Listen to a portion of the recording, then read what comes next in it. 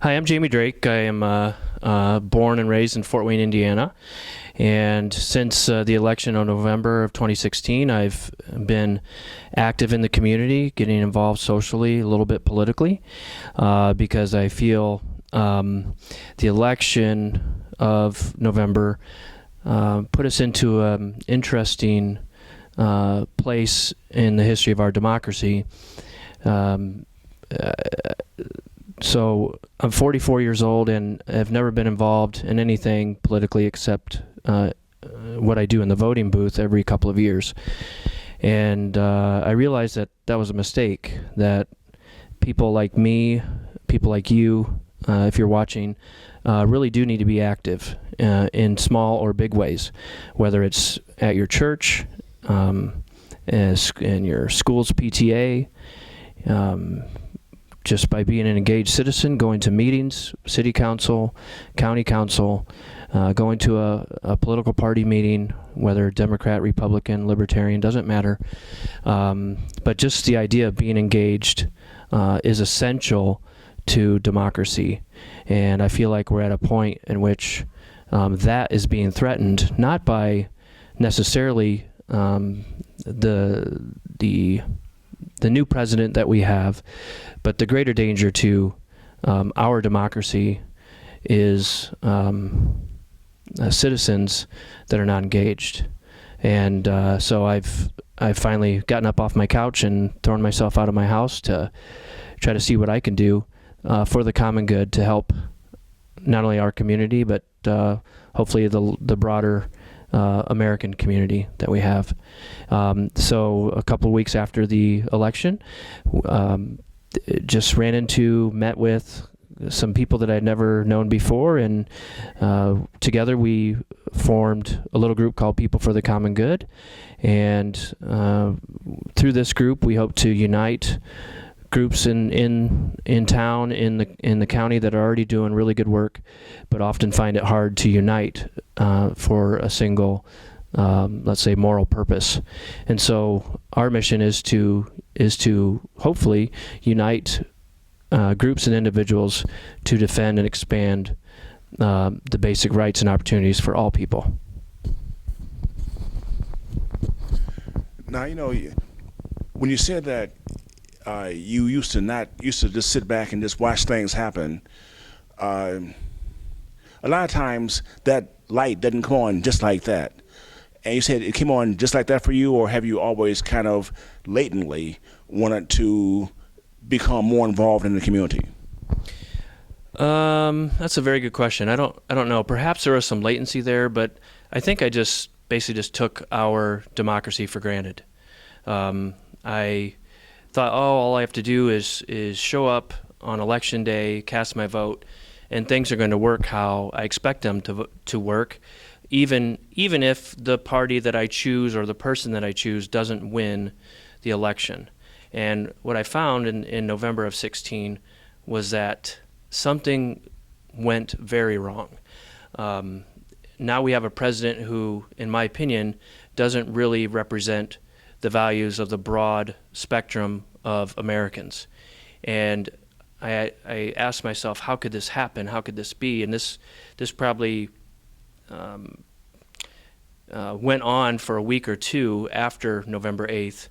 And my only answer to that question right now is that people are just fed up of the system. People are tired of politicians who every 2 or 4 years put on ties and suits and come pandering for votes, knowing that they're already bought out by big money, and knowing that we, the people, have stopped mattering to them many years ago.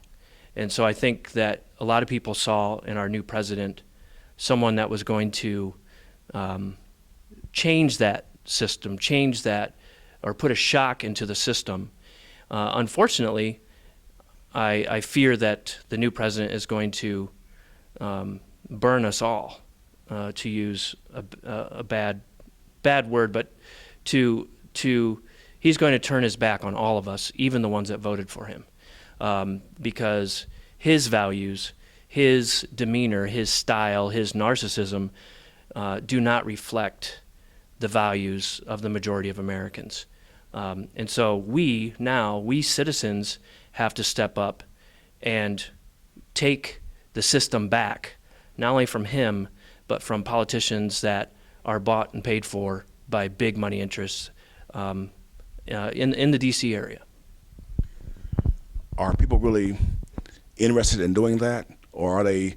Do they still have faith in democracy, or do they just sit back and God will heal all wounds?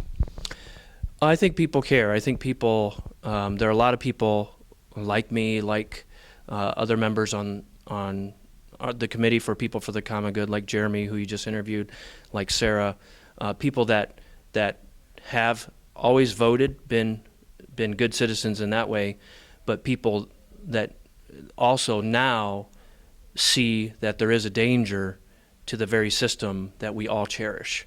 And I think people are ready to stand up and willing to put themselves in the public forum to alter what has happened, to correct the ship, so to speak, to put us back on track put us back on track, what I would say the slow march of American history, which is progress. It may take a while, but eventually the Americans as a whole, we have sought progress ever since the Constitution was ratified.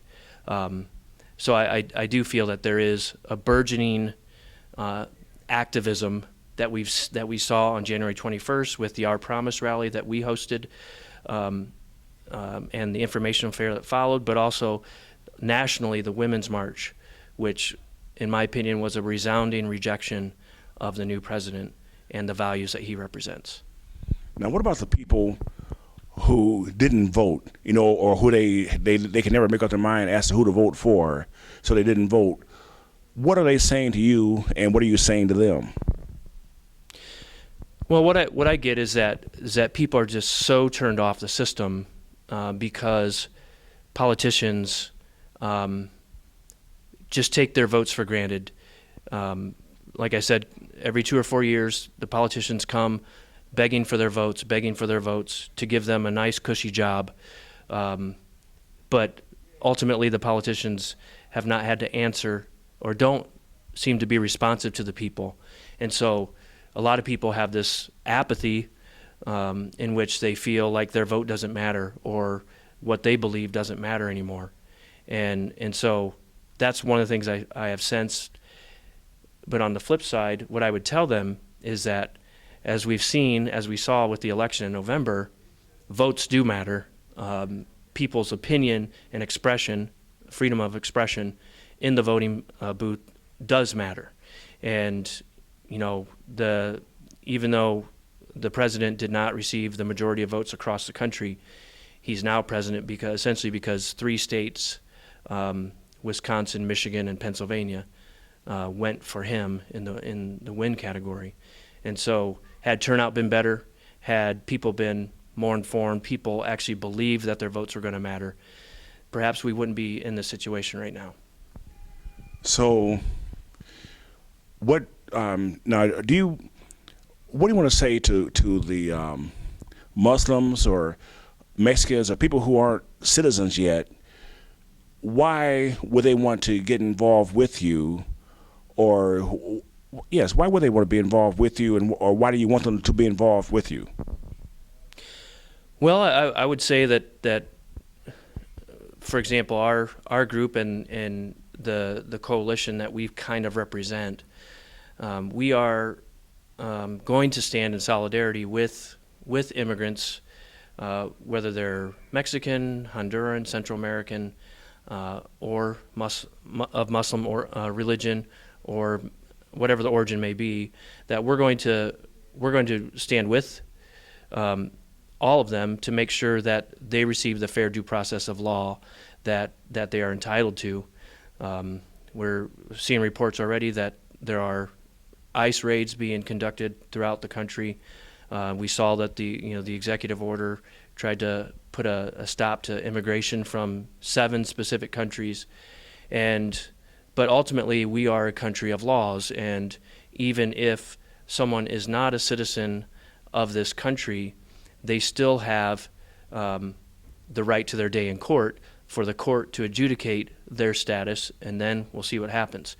I would say that if there are people that have been in the country for a long time that still have no legal status, I would encourage all of them to seek legal representation to begin the process of getting legal status here in the country. And last question here. In order to stimulate political or social activism, what kind of a message can you leave with high school students? Because that's where I got my start, was in high school. We were pretty active. And what do you want to say to them as to why they need to start getting their appetite whet for this type of a thing now? That's a good question. If you're a student in high school or even middle school, you have to understand that this country should be by, of, and for the people. And the rank and file citizens, we are the ultimate form of checks and balances on our national leaders, our state leaders, and our local leaders. Because if it's one thing I've learned, it's that our elected leaders really like their jobs. It's a good job for them. They get paid really well. They get really good benefits. They get power to decide national policy, state policy, local policy, and they really like their jobs. And with an engaged citizenry, not just one person, not just two people, but 100, 1,000, 10,000, 100,000, people start to listen. Elected leaders start to listen, and our democracy depends on every generation being engaged.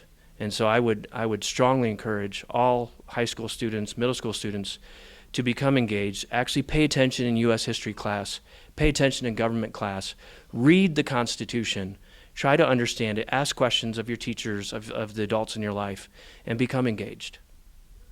Jamie, thank you very much. Thank you, Eric.